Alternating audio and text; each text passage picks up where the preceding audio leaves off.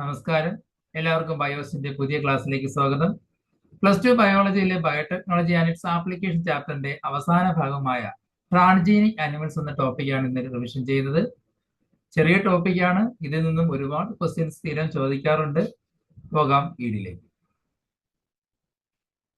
What is transgenic animals? എന്താണ് ജനിതക മാറ്റം വരുത്തിയ ജന്തുക്കൾ? Animals that have had their DNA manipulated to process and express an extra or foreign gene are known as transgenic animals. ഏത് അനിമലിന്റെ ആണോ ശരീരത്ത് ഒരു ഫോറിൻ ജീൻ അല്ലെങ്കിൽ എക്സ്ട്രാ ജീൻ നമ്മൾ വെച്ചു കൊടുത്തിരിക്കുന്നത്, അല്ലെങ്കിൽ ആ ഒരു ഫോറിൻ ജീനിന്റെ പ്രസൻസ് ഉള്ളത് കൊണ്ട് തന്നെ ഏത് അനിമലിന്റെ ജീനിനാണോ മാറ്റം വരുത്തിയിരിക്കുന്നത്, ആ അനിമൽസിനെ വിളിക്കുന്ന പേരാണ് ട്രാൻസ്ജീനിക് അനിമൽസ്. ജനിതക മാറ്റം വന്ന അനിമൽസ് എന്ന് പറയാം. അതായത് സിമ്പിൾ ആയിട്ട് പറയുകയാണെങ്കിൽ ഒരു ജീനിന് മാറ്റം വരുത്തിയിട്ടുള്ള ജന്തുക്കളെ എല്ലാത്തിനെയും നമുക്ക് എന്ത് പറയാം? ട്രാൻസ്ജീനിക് അനിമൽസ് എന്ന് പറയാം. ഇന്ന് ട്രാൻസ്ജീനിക് റാറ്റുകളും റാബിറ്റുകളും പിഗുകളും ഷീപ്പുകളും കൗസും അതുപോലെ ഫിഷസും ഒക്കെ ഇന്ന് പ്രൊഡ്യൂസ് ചെയ്തിട്ടുണ്ട്. പല സിറ്റുവേഷനിൽ അതിനെ ഉപയോഗിക്കുന്നുമുണ്ട്. ഈ അടുത്ത കാലത്ത് നമ്മൾ അറിഞ്ഞൊരു ന്യൂസ് ആയിരുന്നു, ട്രാൻസ്ജീനിക് പിഗ്, ജനിതക മാറ്റം വരുത്തിയ പന്നിയുടെ ഹൃദയം വെച്ചിട്ട് ഒരാൾ കുറച്ച് നാൾ, 1 മാസത്തോളം ജീവിച്ചിട്ടുണ്ട്. ഒരു പ്രായമുള്ള ഒരാൾ ജീവിച്ചായിരുന്നു. അദ്ദേഹത്തിന്റെ ഹാർട്ട് ട്രാൻസ്പ്ലാന്റേഷൻ നടത്തിയിട്ടുണ്ടായിരുന്നു. അത് ട്രാൻസ്ജീനിക് പിഗിന്റെ ഹാർട്ടാണ് വെച്ചു കൊടുത്തത്. പക്ഷേ നിർഭാഗ്യവശാൽ 1 മാസം കഴിഞ്ഞപ്പോൾ ഇൻഫെക്ഷൻ വന്ന അയാൾ മരിച്ചുപോയി. ആ ന്യൂസ് എല്ലാവരും വായിച്ചു കാണും അല്ലേ? അപ്പൊ ഇതുപോലുള്ള പല മെഡിക്കൽ പർപ്പസിന് വേണ്ടിയും മറ്റു കാര്യങ്ങൾക്ക് വേണ്ടിയും ട്രാൻസ്ജീനിക് അനിമൽസിനെ ഉപയോഗിക്കുന്നുണ്ട്. ഇതുവരെ കണ്ടുപിടിക്കപ്പെട്ടതിൽ ഒരുപാട് ട്രാൻസ്ജീനിക് അനിമൽസിനെ ഉപയോഗിക്കുന്നുണ്ടെങ്കിലും ഏറ്റവും കൂടുതൽ 95% ഉപയോഗിക്കുന്നത് എലികളെയാണ്. ട്രാൻസ്ജീനിക് മൈസിനെയാണ് ഏറ്റവും കൂടുതൽ ഉപയോഗിച്ച് കാണുന്നത്. എന്തൊക്കെയാണ് ട്രാൻസ്ജീനിക് അനിമൽസിന്റെ ഉപയോഗങ്ങൾ? Uses of transgenic animals. First use നോക്കാം. Normal physiology and development. To study normal physiology and development.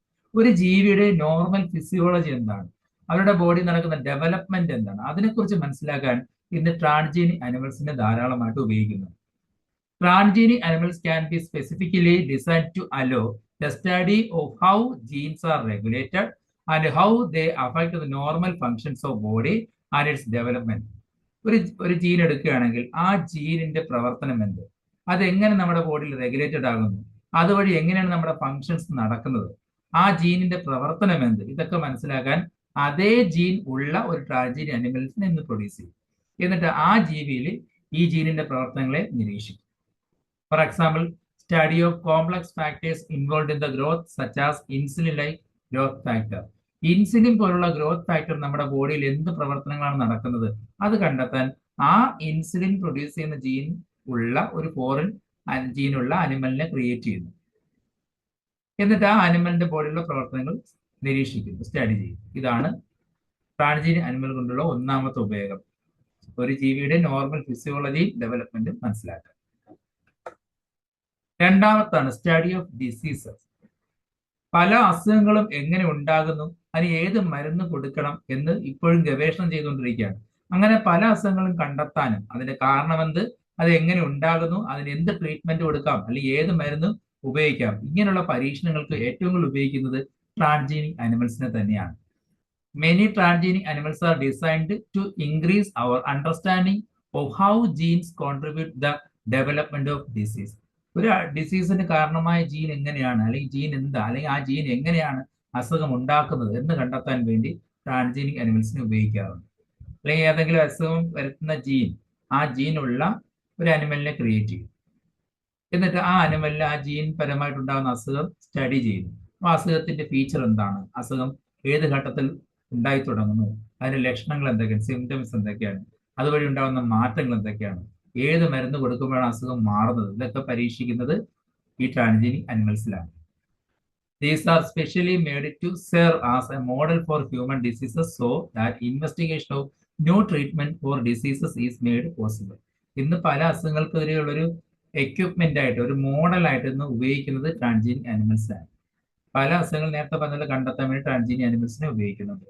Today, transgenic models exist for many human diseases such as cancer, cystic fibrosis, rheumatoid arthritis and Alzheimer's. നേരത്തെ പറഞ്ഞിട്ടുള്ള രീതി തന്നെയാണ്. Cancer, cystic fibrosis, rheumatoid arthritis, Alzheimer's തുടങ്ങിയ അസുഖങ്ങൾ കണ്ടെത്താനും അതിന്റെ ചികിത്സാ രീതിക്കൊക്കെ ഇന്ന് ട്രാൻസ്ജീനിക് ആനിമൽസിനെ ഉപയോഗിക്കുന്നത്. ബയോളജിക്കൽ പ്രോഡക്ട്സ് ഇതെപ്പോഴും പരീക്ഷയ്ക്ക് ചോദിക്കുന്ന ഒരു ഏരിയ അല്ലെ. ഇതിന് എപ്പോഴും ചോദിക്കുന്ന 2 ക്വസ്റ്റ്യൻ നിങ്ങൾക്ക് പ്രീവിയസ് ക്വസ്റ്റ്യനിലെ കാണുമ്പോൾ തന്നെ മനസ്സിലാക്കാൻ പറ്റും. Medicine required to treat certain human diseases can contain biological products, but such products are often expensive to make. അതായത് പല അസുഖങ്ങളും കണ്ടെത്തുന്നുണ്ട്, അതിന് മരുന്ന് ഉണ്ടാക്കുന്നുണ്ട്, പക്ഷെ അതൊക്കെ ഭയങ്കര എക്സ്പെൻസീവ് ആയിട്ടുള്ള കാര്യങ്ങളാണ്. Transgenic animals that produce useful biological products can be created by introduction of a portion of DNA or gene which codes for a particular product, such as human protein. അതായത് ഇന്ന് പല അസുഖങ്ങൾക്ക് എതിരെ പ്രോട്ടീൻ നിർമ്മിച്ചെടുക്കുന്നുണ്ട്. ആ protein ആയിരിക്കും മെഡിസിനായിട്ട് ഉപയോഗിക്കുന്നത്. ആ protein produce ചെയ്യാൻ അതിന് കാരണമായിട്ടുള്ള അല്ലെങ്കിൽ അതിനെ കോഡ് ചെയ്തിരിക്കുന്ന ജീനുകളെ ഉപയോഗിച്ചിട്ടുള്ള അനിമൽസിനെ ഉപയോഗിക്കും. ഏതെങ്കിലും ഒരു അനിമലിന്റെ ബോഡിയിൽ ഒരു പർട്ടിക്കുലർ ജീൻ കൊടുക്കുന്നു, ആ ജീനിന്റെ പ്രവർത്തന ഫലമായിട്ട് അതിലൊരു പ്രോട്ടീൻ ഉണ്ടാകുന്നു. ആ പ്രോട്ടീനെ ഉപയോഗിച്ചിട്ടായിരിക്കും നമ്മൾ മെഡിസിനായിട്ട് അല്ലെങ്കിൽ ട്രീറ്റ്മെന്റിന് വേണ്ടി ഉപയോഗിക്കുന്നത്. അങ്ങനെയുള്ള ഒരു ഹ്യൂമൻ പ്രോട്ടീൻ ആണ് ആൽഫ-1 ആന്റിട്രിപ്സിൻ. ഇന്ന് എംഫസീമ എന്ന അസുഖത്തിനെതിരെയാണ് ഇത് ഉപയോഗിക്കുന്നത്. ഇപ്പൊ എംഫസീമ അസുഖത്തിന് ഉപയോഗിക്കുന്ന ഒരു ട്രാൻസ്ജീനിക് പ്രോഡക്റ്റ് ചോദിച്ചാൽ ആൽഫ-1 ആന്റിട്രിപ്സിൻ. തിരിച്ച് ആൽഫ-1 ആന്റിട്രിപ്സിൻ ഏത് ഡിസീസിനെതിരെ ഉപയോഗിക്കുന്നു വെച്ചാൽ എംഫസീമ. തിരിച്ചും മറിച്ചും ക്വസ്റ്റ്യൻ ചോദിക്കാൻ പഠിച്ചു വെച്ചിരിക്കുക. അപ്പൊ ബയോളജിക്കൽ പ്രോഡക്ട്സിൽ ഒന്നാമത്തെ ഒരു പ്രോഡക്റ്റ് ആണ് ഒരു ഹ്യൂമൻ പ്രോട്ടീൻ നിർമ്മിച്ചെടുക്കുന്നത്. ആ പ്രോട്ടീന്റെ പേരാണ് ആൽഫ-1 ആന്റിട്രിപ്സിൻ. അത് എംഫസീമ അസുഖത്തിനെതിരെയാണ് ഉപയോഗിക്കുന്നത്.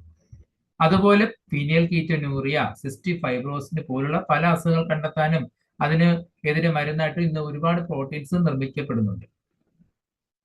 1997 ആദ്യത്തെ ട്രാൻസ്ജീനിക് കൗവായ റോസി ഉണ്ടാകുന്നത്. ഫസ്റ്റ് ട്രാൻസ്ജീനിക് കൗ, പേര് ചോദിച്ചാൽ റോസി, ആദ്യത്തെ ജനിതക മാറ്റം വരുത്തിയ പശു. ഈ പശുവിന്റെ പ്രത്യേകത എന്താണ്? സാധാരണ പശുവിന്റെ പാല് കുടിച്ചാൽ കുട്ടികൾക്ക് കിട്ടാത്തൊരു പ്രോട്ടീൻ ഉണ്ട്, ഹ്യൂമൻ ലാക്റ്റാൽബുമിൻ. കുട്ടികളുടെ വളർച്ചയ്ക്ക് ഏറ്റവും കൂടുതൽ വേണ്ട ഒരു പ്രോട്ടീനാണ് ഹ്യൂമൻ ലാക്റ്റാൽബുമിൻ. അത് സാധാരണ പശുവിന്റെ പാലിൽ അടങ്ങിയിട്ടില്ല. അങ്ങനെ ഒരു പ്രോട്ടീൻ സാധാരണ പശുക്കളുടെ പാലിൽ ഇല്ല. അപ്പോൾ ആ പ്രോട്ടീൻ പ്രൊഡ്യൂസ് ചെയ്യാൻ കഴിയുന്ന ജീനിനെ കണ്ടെത്തി അത് ക്ലോൺ ചെയ്തെടുത്ത്, അതായത് പശുവിന്റെ എംബ്രിയോയിലേക്ക് ആ ജീനിനെ ട്രാൻസ്ഫർ ചെയ്തു, അതിനെ ക്ലോൺ ചെയ്ത് പുതിയ പശുവിനെ ഉണ്ടാക്കിയെടുത്തു. അതിന്റെ പേരാണ് റോസി. ഈ റോസി തരുന്ന പാലിൽ ഈ പ്രോട്ടീൻ കൂടി ഉണ്ടായിരിക്കും. അത് ന്യൂ ബോൺ കുഞ്ഞുങ്ങൾക്ക് വളരെ ഉപയോഗമാണ്, അവരുടെ വളർച്ചയ്ക്ക് അത്യാവശ്യമാണ്. അങ്ങനെ ഹ്യൂമൻ ആൽഫ ലാക്റ്റാൽബുമിൻ പ്രോട്ടീൻ അടങ്ങിയിരിക്കുന്ന മിൽക്കാണ് റോസി എന്ന പശു തരുന്നത്. പരീക്ഷയിൽ ചോദിച്ചാൽ ട്രാൻസ്ജീനിക് കൗ ചോദിച്ചാൽ റോസി എഴുതുക. അതിന്റെ പ്രോഡക്റ്റ് ചോദിച്ചാൽ the milk contain human lactalbumin protein. അത് കുട്ടികളുടെ വളർച്ചയ്ക്ക് വളരെ അത്യാവശ്യമാണ്. അതാണ് എഴുതിയിരിക്കുന്നത്. In 1997, the first transgenic cow Rosie produced human protein enriched milk. Vaccine safety പല വാക്സിൻസ് ഇന്ന് കണ്ടെത്തുന്നുണ്ട്. അത് ആദ്യം കണ്ടെത്തിയ ഉടനെ ഡയറക്റ്റ് മനുഷ്യരിലല്ല ഉപയോഗിക്കുന്നത്. ആദ്യം ട്രാൻസ്ജീനിക് എലികളിൽ ഉപയോഗിക്കും, പിന്നീട് അതിന്റെ സേഫ്റ്റി മെഷർ ചെയ്യാൻ കുരങ്ങുകൾ ഉപയോഗിക്കും. സക്സസ് ആണെന്ന് കണ്ടാൽ മാത്രമാണ് അത് മനുഷ്യരിലേക്ക് എത്തിക്കുന്നത് അല്ലെങ്കിൽ ഉപയോഗിക്കുന്നത്.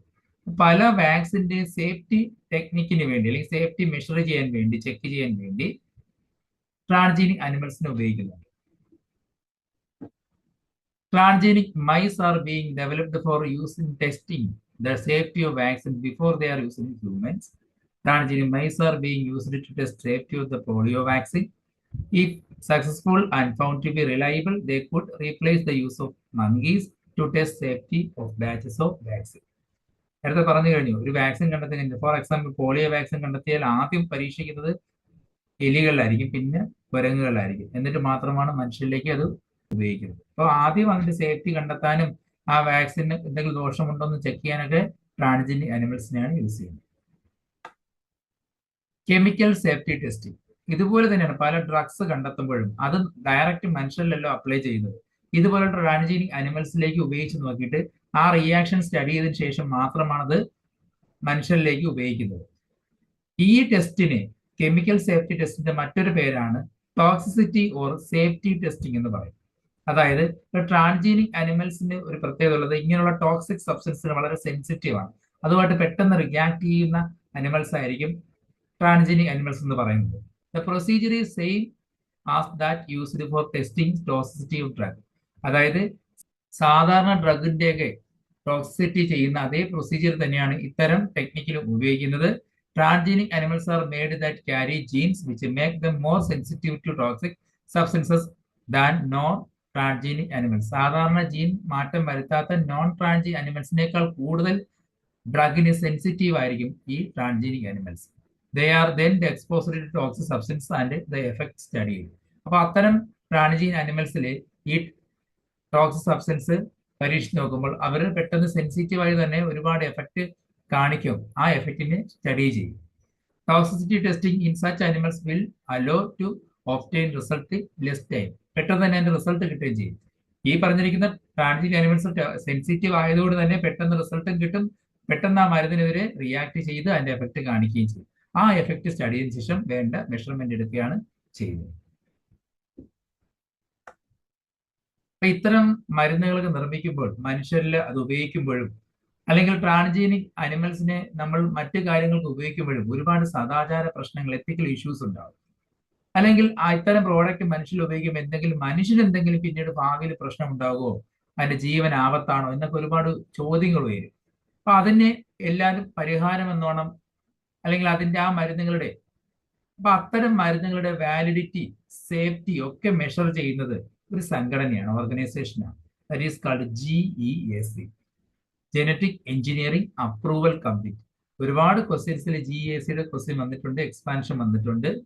അതിന്റെ ഫംഗ്ഷനും ചോദിച്ചു, what are the functions of GEAC എന്ന് ചോദിച്ചാൽ make decision regarding the validity of genetically modified research and safety of introducing genetically modified organisms for public service.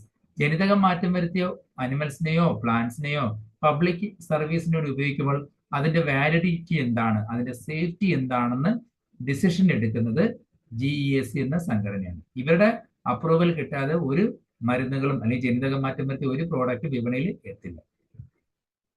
ഇതുവരെ പഠിച്ച ടോപ്പിക്കിൽ നിന്നുള്ള പ്രീവിയസ് ക്വസ്റ്റ്യൻസ് എന്ന് പരിചയപ്പെടാം. ആദ്യത്തെ question, name the first transgenic cow that produce human protein enriched milk. Human protein enriched ആയിട്ടുള്ള പാല് produce ചെയ്യുന്ന ആദ്യത്തെ ജനിതക മാറ്റം വരുത്തിയ പശുവിൻ്റെ പേരെന്ത്? റോസി.